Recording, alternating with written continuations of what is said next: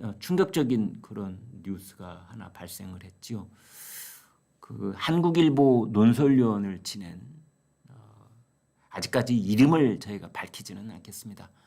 이미 고인이 됐고 또 그 유가족들도 계시는 문제이기 때문에 이름은 그냥 오늘까지는 A 씨라고 하겠습니다.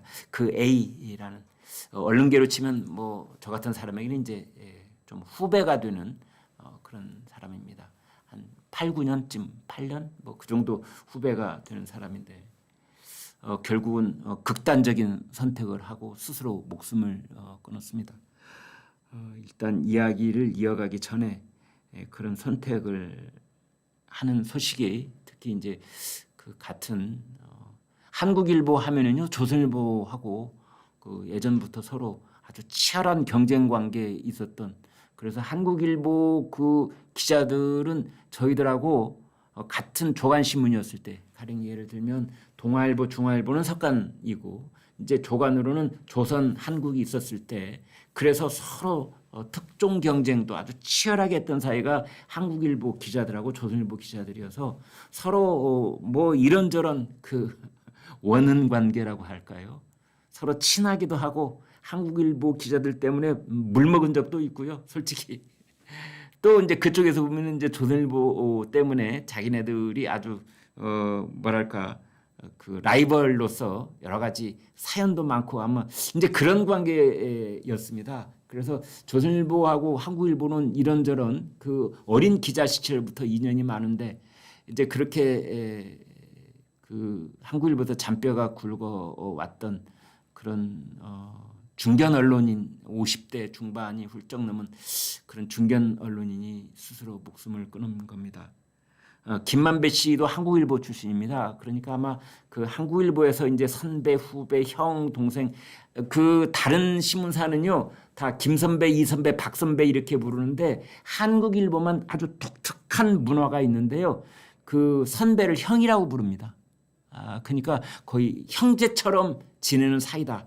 아마 그런 정신이 다른 신문사에 비해서 아주 이 면면이 흐르는 이제 그런 데가 한국일보입니다. 그래서 아마 서로 형 동생 하는 사이였을 텐데 그 김만배 씨한테 돈을 1억 원을 꿨다는 거죠.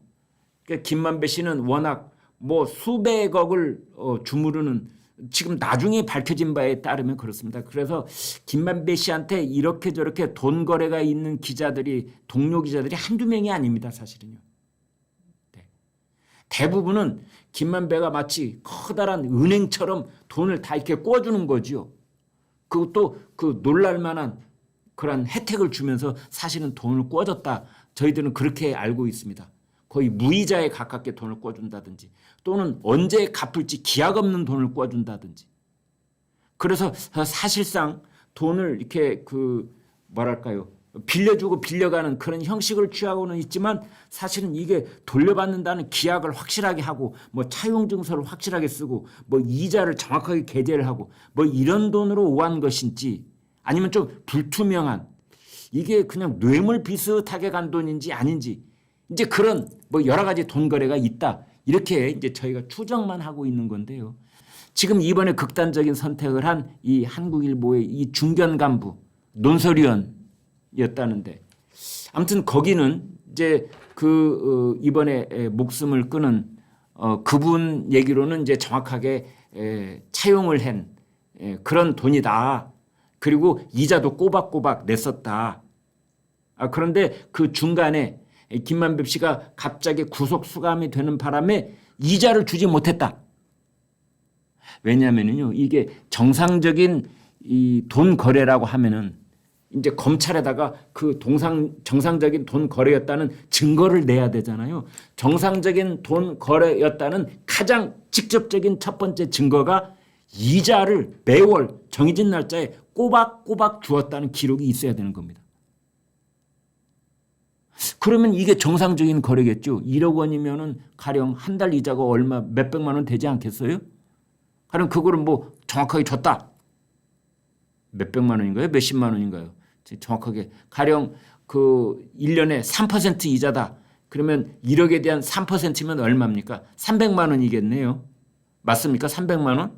3천만 원이면 10%, 아니 3천만 원이면 30%, 300만 원이면 3%. 그렇게 이자가 많지는 않군요. 네, 그것을 이제 12로 나눠야 되니까 뭐 어찌 됐든, 그러니까 그게 뭐 30만 원이 됐든 50만 원이 됐든 매달 정확하게 이자로 그걸 그 김만배 씨 통장에 넣냐, 이제 이게 기록이 돼야 되는데 그게 없었던 모양입니다. 그래서 지금 이제 이 숨진 전 언론사 간부, 그 이 사람 변호인 측이 하는 얘기가 이자를 주고 싶었는데 김만배 씨가 구속 수감이 되는 바람에 이자를 못 줬다, 뭐 이런 보도가 있더라고요. 이제 저는 그런 부분은 이제 상식적으로 납득이 잘 되지 않습니다. 왜냐하면 사람이 구속됐다고 그래서 그 사람의 은행 계좌가 몰수당하는 건 아니잖아요. 은행 계좌가 폐쇄당한 건 아니잖아요. 그 사람이 구속 수감이 돼서 구치소에 있다고 하더라도 그 사람 계좌에 나는 이자는 매달 뭐 25일이면 25일, 35만 원이면 35만 원 꼬박꼬박 송금을 할 수는 있지 않습니까? 그런데 왜 그걸 안 했다는 것인지, 이제 그런 대목은 아무튼 좀 뭐 의혹으로 남아 있기는 합니다만, 이제 그거보다는 아마 저희 시청자들께서는 야, 대장동 관련해서 지금 목숨 끊은 사람이 도대체 몇 명이야? 그렇습니다. 6명째입니다. 6명째. 지금 이제 이 부분이 제일 중요할 것 같습니다. 아마 그래서 이것은 이제 두 가지로 살펴봐야 됩니다. 어제 한국일보 출신의 그 언론인, 한국일보에서 해직당했습니다. 그래서 현직 한국일보 간부는 아니고요. 이런 의혹이 이미 예전에 불거졌었거든요. 작년, 재작년 이 무렵에 불거졌을 때 이제 한국일보가 자기네들이 자체 조사를 했는데 제대로 해명이 되지 않는다. 그러니까 돈을 빌리고 이자를 꼬박꼬박 줬다고 말은 하고 있지만 그러나 이건 부적절한 행위다. 그래서 한국일보에서 이 사람을 해고를 했습니다. 그러니까 전직 한국일보 기자라고 이제 말할 수밖에 없는데, 그래서 그 부분은 있습니다. 그러니까 돈을 제대로 빌린 것인지 아닌지, 어떤 수상한 측면은 없는 것인지, 이 부분이 하나 있는 거고요. 다른 부분 하나는 검찰 수사입니다. 검찰은 말이죠. 이게 지금 이거 수사도 거의 제 기억으로 한 2년 넘게 이걸 수사를 하고 있는 겁니다. 여러분, 그 검찰 수사를 받아본 그 경험이 있는 분들은 이구동성으로 이야기를 합니다. 어떤 이런 뇌물성 그런 혐의를 잡고 2년 동안 어떤 회사원 한 사람을 검찰이 수사를 하잖아요. 그 사람의 인생이 거의 파탄이 되는 겁니다. 그 사람의 온 가족이 거의 파멸, 파탄, 가족 붕괴, 뭐 이런 지경에 이를 정도로 거의 모든 그 정상적인 기능이 올스톱이 되는 겁니다. 그래서 검찰 수사가 도대체 왜 지금까지 제대로 빠른 속도감 있게 결론을 내지 못했느냐. 아니, 이 사람이 유죄면 유죄다. 너 뇌물이잖아. 그러면 자기네들이 수사한 내용으로 몇 개월 이내에 그걸 재판에 기소를 하고 재판부는 그 기소를 받아서 재판을 빨리 열어서 이 사람이 자기를 모든 사람에게 공개된 재판정에서 자기를 방어할 수 있으면 방어를 할 수 있게 하고, 그래서 1심 판결을 빨리 내려서 무죄면 무죄, 유죄면 유죄, 뭐 징역 1년에 뭐 집행유예 2년이면 뭐 그렇게 하면 그렇게 내리든지 빨리 결론을 내줘야 될 거 아닙니까? 결론을. 검찰도 그렇고 재판부도 그렇고. 근데 검찰이 이게 지금 2, 3년 동안 계속 끌어온 겁니다. 그 사이에 이 사람은 자기가 다니던 직장에서 이 사람이 유죄인지 아닌지 아직 판가름도 안 나 있는데, 나중에 이 사람이 만약 재판에 회부가 돼서 대법원까지 간다고 생각을 해보겠습니다. 대법원까지 가서 완전 무죄가 됐어요.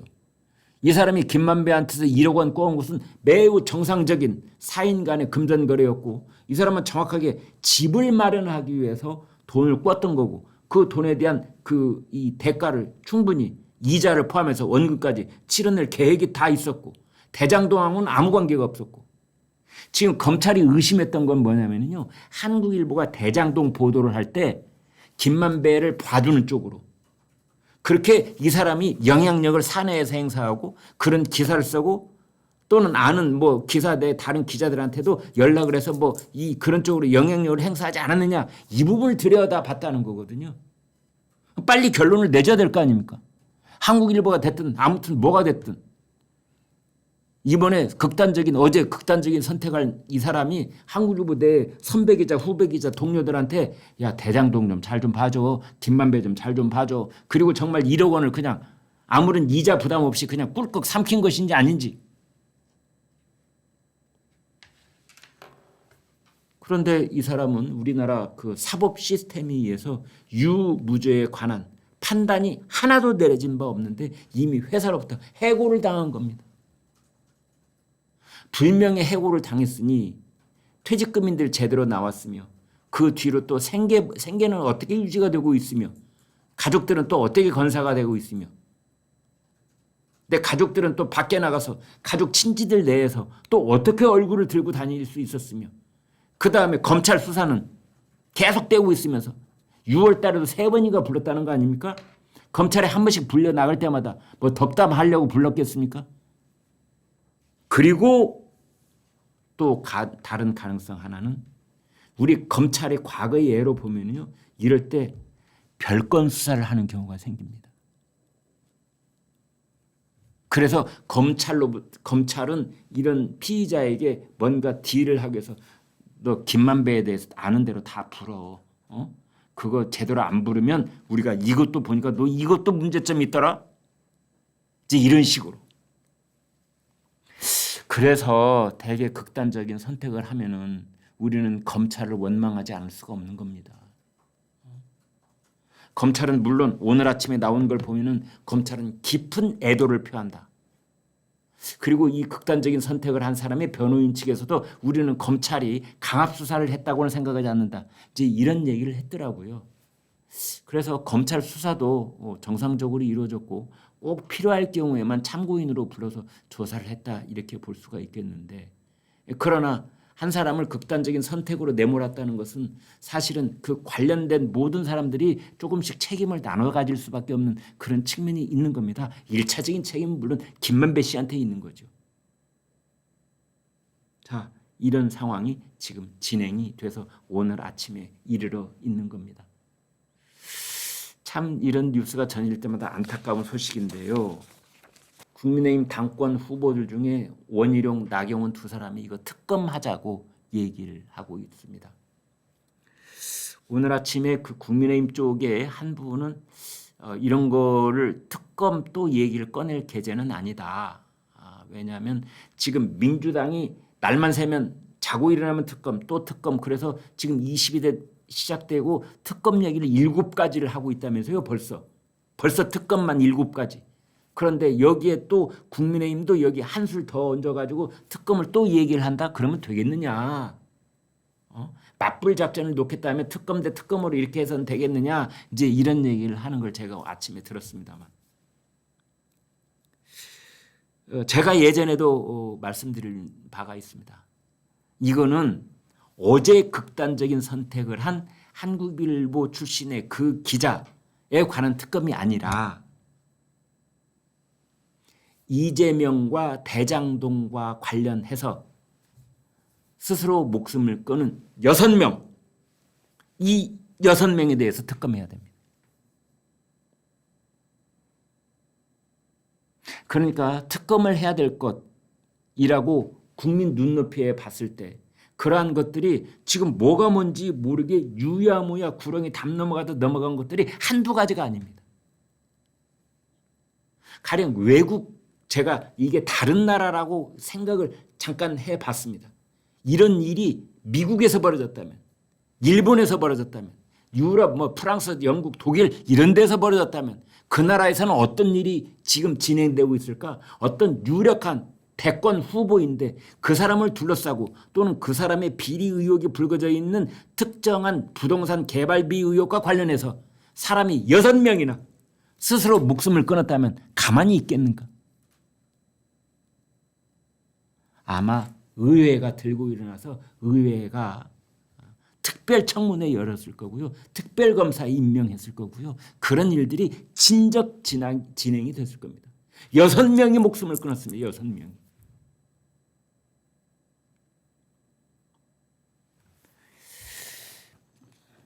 이거는 정말 국민의힘뿐만이 아니라 용산 대통령실까지도 이제 정색을 하고 이번 자살 사건뿐만이 아니라 지금까지 모두 6명